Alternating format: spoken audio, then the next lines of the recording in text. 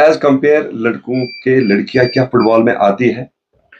मैं जब T shirt कभी देखता हूँ किसी प्लेयर को या आम कोई लोकल है, उसको या तो रोनाल्डो लिखा होगा या तो मेसी लिखा होगा। क्या वजह है?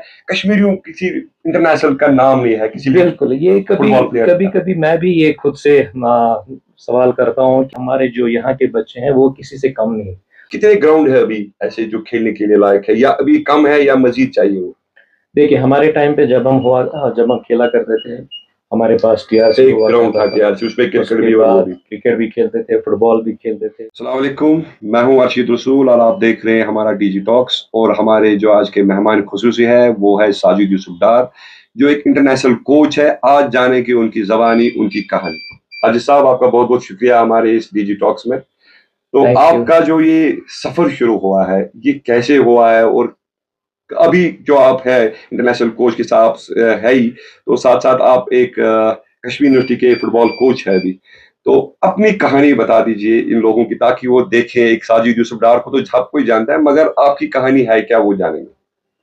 अर्शद भाई, सबसे पहले तो शुक्रिया कि आपने यहाँ पे हमें दावत दी और आपसे रूबरू होने का मौका मिला। बिकॉज बहुत कम आपसे मुलाकात होती है आजकल। एक टाइम ऐसा था जब हम पूरे 24 घंटे में से तकरीबन 8-10 बेशक। घंटे साथ में बिताते थे। तो शुरुआत हमारी डलगेट से ही हुई है, जहाँ से आप भी मुंसलिक हैं। बेशक। और डलगेट का आपका पता है कि हमारा बचपन कैसे गुजरा है। And it was full of energy. हम पूरे बेशक। एनर्जेटिक हुआ करते थे। और वो हम वो वेरी लकी कि ऐसे एटमॉस्फेयर में हम ग्रो हुए हैं जहाँ फुटबॉल एक कल्चर रहा है हमेशा।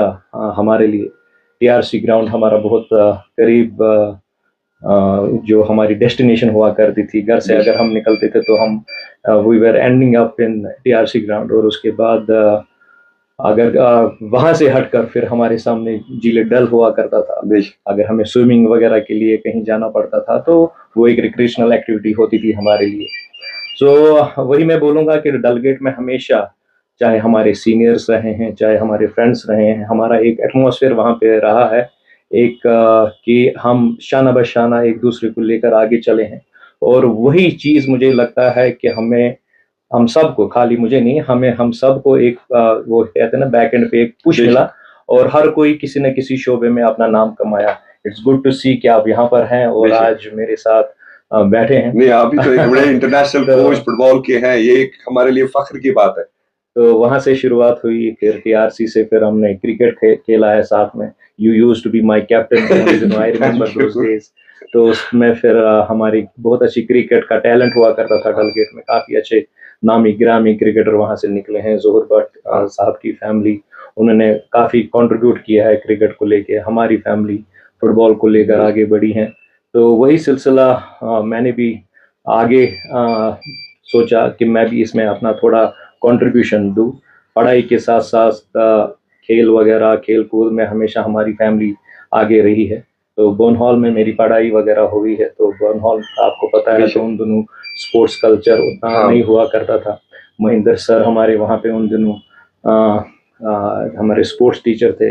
He was pushing me a lot, क्योंकि वो मेरे वालिद साहब को जानते थे। तो उनका भी थोड़ा बहुत कंट्रीब्यूशन रहा है जब मैं स्कूल के टाइम पे वहाँ गेम्स पीरियड वगैरह हुआ करती थी वहाँ पे। मगर असल में जब अगर मैं फुटबॉल करियर की बात करूँ, वो बर्न हॉल के बाद शुरू हुआ मेरा, जब मैं एसपी स्कूल में गया। और मेरा हमेशा ये रहता था कि एसपी स्कूल या एसपी कॉलेज में बहुत सारे ऐसे स्पोर्ट्स पर्सन निकले हैं, क्या मुझे भी वैसा नाम कमाने का मौका मिलेगा या नहीं। So actually my playing career जो है वो एसपी स्कूल से शुरू हुआ। इंटर स्कूल में पार्टिसिपेशन करी, फिर इंटर डिस्ट्रिक्ट को लेकर, फिर नेशनल्स में खेलने का मौका मिला। फिर चाहे आप फिर जूनियर नेशनल लीजिए, 21 लीजिए, संतोष ट्रॉफीज लीजिए, वो आते रहे, खेलते रहे। यहाँ का लोकल जो उन दिनों फुटबॉल का मयार हुआ करता था वो काफ़ी बेहतर था। तो हमारे जो सीनियर प्लेयर्स उन दिनों हुआ करते थे, जोहर अहमद तेली साहब, मोहम्मद लतीफ़ साहब, असलम परवेज जो मेरे कज़न भी हैं, कज़न ब्रदर भी हैं, सब इंटरनेशनल प्लेयर्स, रिकॉग्नाइज्ड प्लेयर्स। फिर उनके साथ शोल्डर अप करने का मौका मिला। तो तो आपने ये बात जो छेड़ी अभी, शुरुआत एसपी कॉलेज से हुई है। क्या वजह रही? कहते हैं साजिद साहब ज्यादा क्रिकेट खेलते थे, ये फुटबॉल का शो कैसे हो गया? जी बिल्कुल, क्रिकेट मैं अभी भी खेलता हूँ, हाँ। जब भी मुझे टाइम मिलता है तो क्रिकेट खेलता हूँ। संडे को मैं टीआरसी ग्राउंड या यूनिवर्सिटी में कभी खेलने का मौका मिलता है, तो वहाँ पे हम क्रिकेट को बिल्कुल अभी भी एंजॉय करते हैं। मगर जैसे आपको मैंने बोला कि ये जो फुटबॉल है, ये हमारे जीन्स में रहा है। बेशक आपके फादर भी मेरे थे, फादर, उससे अभी पहले भी मेरे फुटबॉल, हाँ। उससे पहले मेरे चाचा जो रहे हैं, गुलाम मोहम्मद डार साहब मरहूम, तो वो काफ़ी नामी गिरामी फुटबॉलर रहे हैं अपने टाइम के। उसके बाद जनरेशन टू जनरेशन ये गेम चलती रही और हम अपना कंट्रीब्यूशन देते रहे। मैं, माजिद या मेरे जो असलम साहब हैं, हमारे कज़न ब्रदर, वो भी इंटरनेशनल सतह पे अपना नाम बनाए हैं। तो आप कह सकते हैं कि फुटबॉल में मुझे उतना टाइम नहीं लगा एडजस्ट होने में। अगर कोई दूसरा होता तो उसको शायद, क्योंकि एसपी बेशक। स्कूल मतलब 16 या और 17 हालात भी ईयर्स वैसे में नहीं थे। हालात भी उस टाइम पे 90s का टेन्योर उस टाइम पे था, अनसर्टेनिटी थी, मगर उस टाइम पे भी फिर वैसे अपने आप को एडजस्ट करना, जेल करना। आई रिमेम्बर कि 5 बजे कर्फ्यू हुआ करता था, हाँ, तो उस टाइम पे हमें वो 3 से 5 बजे तक हम टीआरसी ग्राउंड जाते थे और उस 2 घंटे में हम अपनी ट्रेनिंग वगैरह करके फिर वापस दूसरे दिन। And there are so many things जो आपने भी एक्सपीरियंस किए हैं उन दिनों। तो उसमें से निकल कर फिर इस स्टेज पे पहुंचना, मतलब कभी कभी लगता है कि ये एक ना कोई जैसे एक मूवी चल रही थी उस टाइम पे। तो ऐसे इंसिडेंट्स से हम गुजरे हैं। और कभी जब मैं नेशनल टीम्स में अपने साथियों के साथ, अपने स्टाफ के साथ वो चीजें शेयर करता हूँ, and they feel like amazing. वो बात अच्छा। आप हिंदुस्तान के हमारे जो वुमेन्स कोच यहाँ रहे हैं, इंटरनेशनल के भी साथ साथ, और इंडिया वुमेन्स कोच भी रहे हैं, आपको क्या लग रहा है? आपने देखा है खवातीन के साथ खेलना या उठना बैठना उनके साथ, अभी कश्मीर का कैसा रुझान रहा एज कंपेयर बाकी स्टेटों से?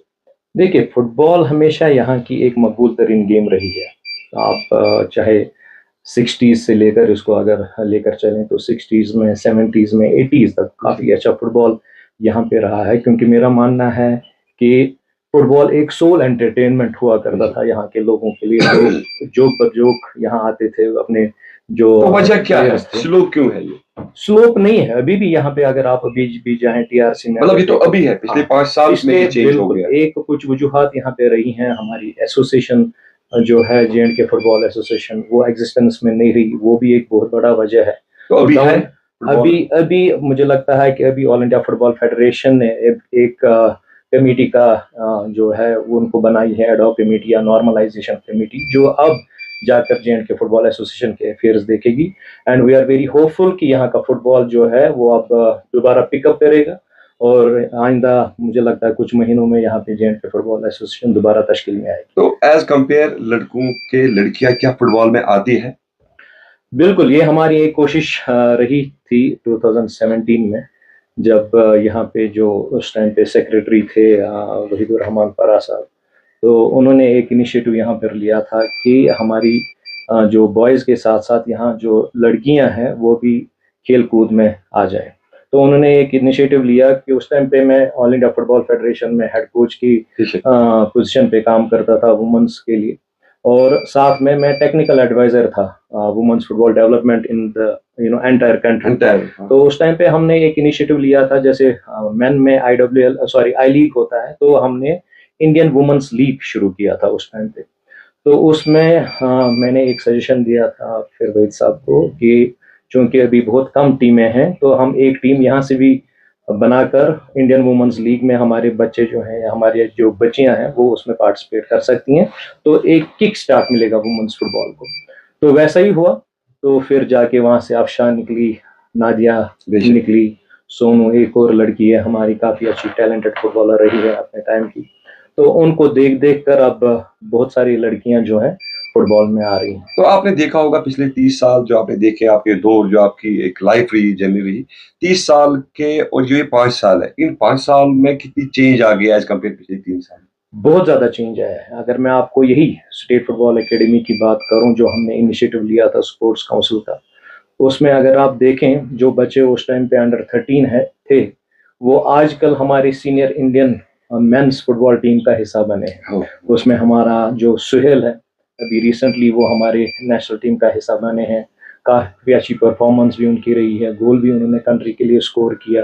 तो उसके बाद हमारा सजाद हुसैन करके एक और लड़का है, हाँ। गुंड हसीबट से, जहाँ कभी हमने नाम नहीं नाम सुना नहीं, था कि गुंड वहाँ हसी, से हाँ। कोई फुटबॉलर निकल सकता है। तो ऐसे ही फिर तजमुल, हमारा बारामूला का लड़का मोहम्मद सलाह, अनंतनाग के लड़के, और तजमुल जैसे लड़के, अब जाके जहांगीर सोपुर से एक लड़का है। तो ये मानकर चलिए कि तकरीबन इन 5-6 सालों में हमने कंट्री को तकरीबन 8-10 नेशनल प्लेयर्स दिए हैं। और icing on the cake is that Danish is there playing in the ISL. Muhit Shabir करके हमारा गोलकीपर है, वो आईएसएल में खेल रहा है। तो इससे बड़ी मसरत वाली बात ये बात तो सही है आपने की, मगर एक चीज मुझे ना लग रही है, क्योंकि जब मैं देखता हूँ फुटबॉल ग्राउंड में, जब मैं जाता हूँ या कहीं पे भी जाऊँ सड़क पे, क्या वजह रही, मैं जब टी शर्ट कभी देखता हूँ किसी प्लेयर को या आम कोई लोकल है, उसको या तो रोनाल्डो लिखा होगा या तो मेसी लिखा होगा, क्या वजह है कश्मीरियों किसी इंटरनेशनल का नाम नहीं है किसी बिल्कुल, ये कभी फुटबॉल प्लेयर कभी कभी मैं भी ये खुद से सवाल करता हूँ कि जब जैसे हमारे बैनर्स वगैरह हाँ, लगते हैं या कुछ, हम हमेशा इंटरनेशनल स्टार्स को क्या वजह क्या है? Because people are looking at them as the role models, but वो चाहते यू आर आल्सो द हैं। रूल। बट हमारा जो, मैं वही कह रहा हूँ आपसे कि हमारे जो यहाँ के बच्चे हैं वो किसी से कम नहीं। अगर इंडियन प्लेटफॉर्म पे हम बात करें, उन्होंने अपने स्टेट का नाम रोशन किया है, कंट्री का नाम रोशन किया। तो मुझे बहुत अच्छा लगता है जब मैं वहाँ पे दानिश का फोटो देखता हूँ, हाँ, जब मैं वहाँ पे सुहेल का इंसान फोटो, खुश हो जाता है जब देखते हैं। अभी जब मैं यहाँ टीआरसी से अभी आया तो वहाँ पे पूरे जो होर्डिंग्स वगैरह लगी हैं हमारे यहाँ के प्लेयर्स की लगी, तो दिल बाग बाग हो जाता है। ये क्या ये फुटबॉल एसोसिएशन की इसमें कमी है?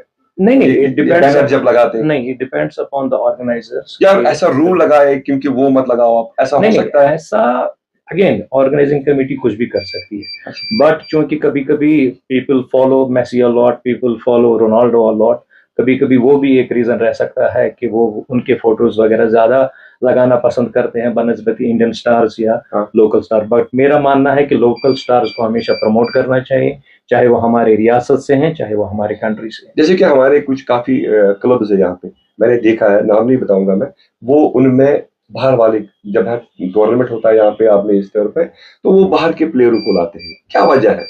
अपने प्लेयरों को क्यों नहीं वो लेते? देखिए, अभी यहाँ पर एक कोशिश हुई है कश्मीर सुपर लीग को लेकर, और अगर आप देखेंगे कि 6 यहाँ पे टीमें कम्पीट कर रही हैं, और 6 की 6 टीमें बहुत अच्छी हैं, और 6 की 6 टीमों में सब लोकल प्लेयर्स खेल रहे हैं। सो यही रीज़न था यहाँ पे कि ज़्यादा से ज़्यादा मैचेस हमारे प्लेयरों को मिले, ज़्यादा से ज़्यादा एक्सपोजर हमारे बच्चों को मिले, और ज़्यादा से ज़्यादा मैच एक्सपीरियंस हमारे बच्चों को मिले, ताकि आगे जाकर जब वो नेशनल्स वगैरह में कम्पीट करेंगे, उनको वो ऑलरेडी वो जो एक्सपीरियंस है मैच खेलने का, वो उनके बैक एंड पे हो, और तब जाके वो हमारी टीम जो है गोवा, केरला, पंजाब या बाकी टीमों के साथ अच्छा परफॉर्म कर सकते हैं, क्योंकि उनका भी प्लेइंग एक्सपीरियंस काफ़ी होता है। वो तकरीबन 30-40 मैचेस सीजन में खेल कर फिर नेशनल एरिना पे फिर कम्पीट करते हैं। तो वेयर एज हमारे जो बच्चे हैं ये 5-6 मैचेस का एक्सपीरियंस लेके जाते हैं कॉम्पिटिशंस में।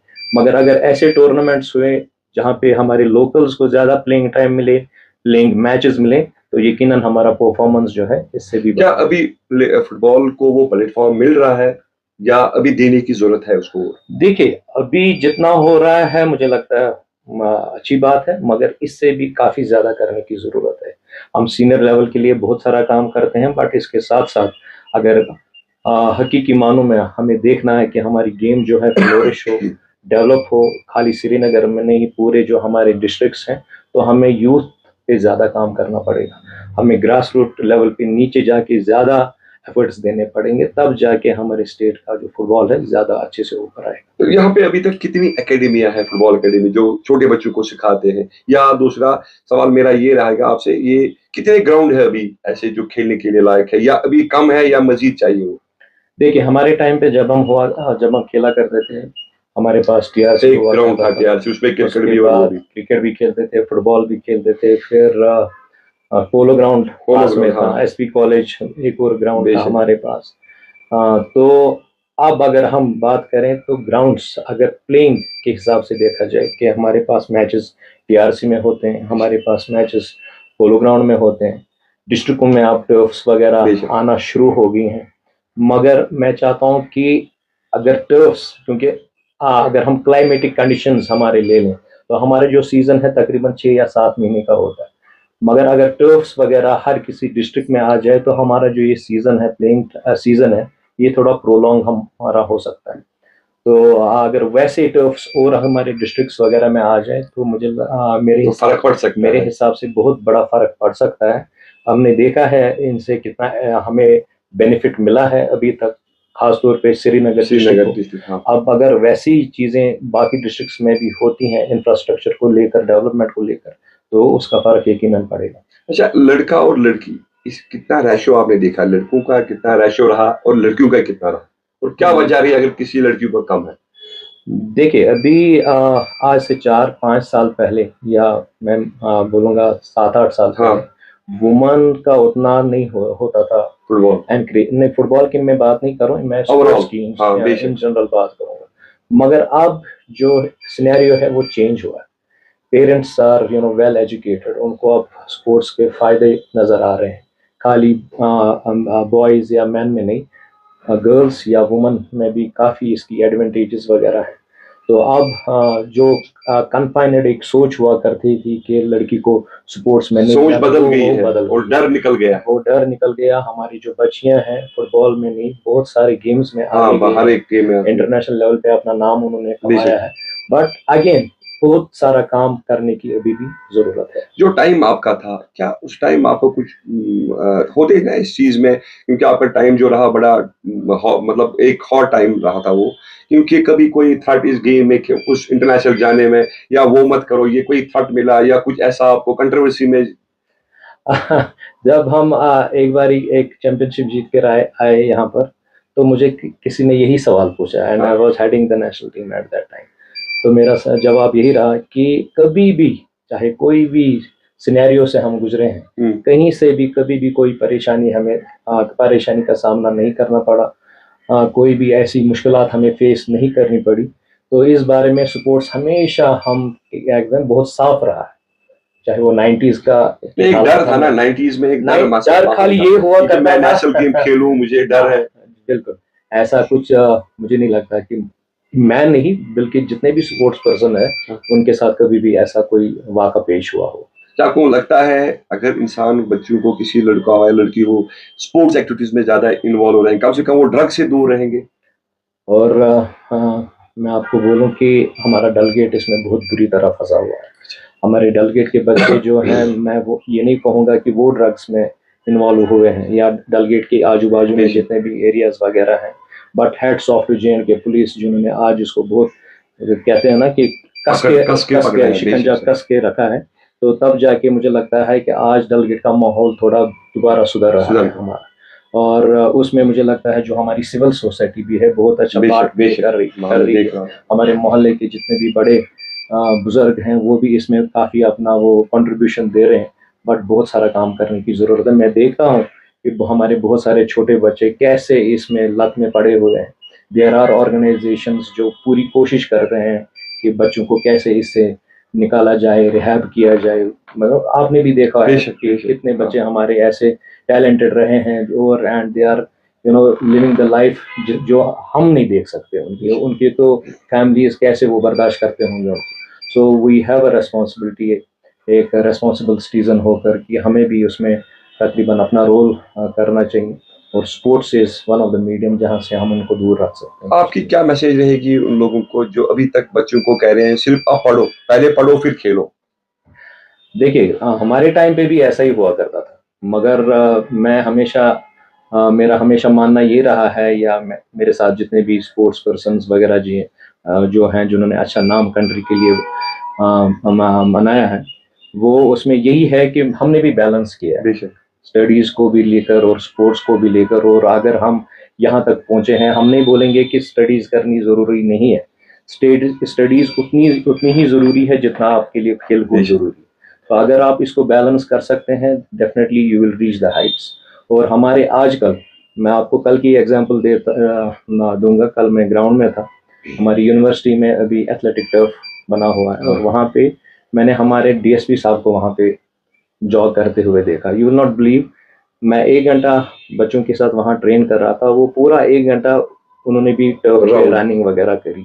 सो दिस शोज कि फिजिकल फिटनेस कितनी ज़रूरी है। बेशक वो डीएसपी साहब हैं, आशिक साहब अभी भी, ठीक है, तो उसको भी ये चीज करने की जरूरत नहीं है, मगर उनको भी ये एहसास है कि इस फिटनेस से मैं अपनी जो ड्यूटीज वगैरह है वो ज्यादा मैं वो दे पाऊंगा। बेहतर से कैसे परफॉर्म कर सकते। बेशक सो फिजिकल अगर स्पोर्ट्स आप अपना प्रोफेशन नहीं बना सकते, बट आप इसको जो डेली रूटीन में अगर आप इसको करें तो आपकी फिजिकल फिटनेस डेवलप होगी, आपकी जो मेंटल या डिसीजन मेकिंग एबिलिटीज हैं वो ज्यादा बेहतर हो सकती है। तो आपसे एक आखिरी सवाल ये होगा, क्या मैसेज होगी हमारे यूथ के लिए? हमारे यूथ के लिए मैं हमेशा उनके लिए यही मैसेज देता हूँ कि जो भी आप काम करो फुल डेडिकेशन पैशन से करो, और कोई भी ऐसी चीज़ नहीं है जो नामुमकिन हो। ये क्योंकि यूथ में हमेशा एनर्जी होती है, बेशक। पावर होता है, तो आप उस एनर्जी का अच्छे से यूटिलाइज कीजिए। एंड जो होते हैं ना, स्टार्स बेशक। Are waiting for you. Thank you so much. Thank you so much. Thank you Arshad भाई।